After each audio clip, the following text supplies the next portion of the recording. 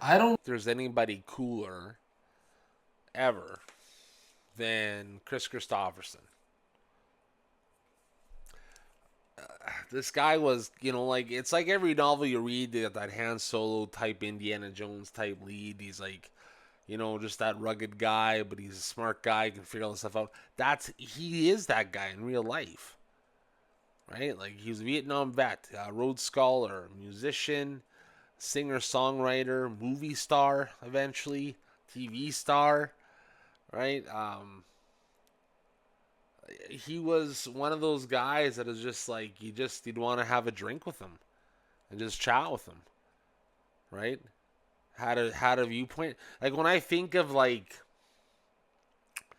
especially of that generation, he was the one guy who you know stayed true to who he was and said what he believed and talked about his experiences fighting in war, egg, and all that kind of stuff. Like, man, he is amazing. And then, like, my dad used to play his albums all the time growing up. So, man, I can, but he had so many, right? Loving Her Was Easier Today, and Sunday Morning Coming Down, and then The Highwayman, and, all that kind of stuff. And then, as I already mentioned, as A Star Is Born. But, man, I remember him from Wesley Snipes' Blade, where he was Whistler. He was the old guy he was like Blade's Alfred.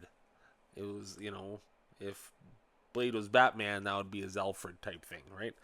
And man, I thought he was really good in that show. I really liked him. And then he was in some other movies where he was pretty good, but he always played the same kind of rugged, right? But man, I would have loved to seen him in concert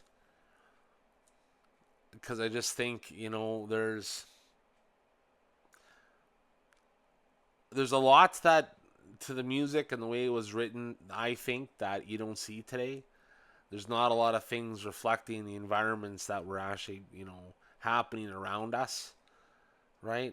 There was an unfiltered freedom to a lot of what these guys did and wrote about and talked about, and I think Kris Kristofferson probably represents that the most, and I think that's why I really dig what he does. But Kris Kristofferson, happy birthday wherever you are, my friend. All right. What? Yeah, and if you stayed this far, like, share, and subscribe. And what's your favorite Kris Kristofferson song or movie?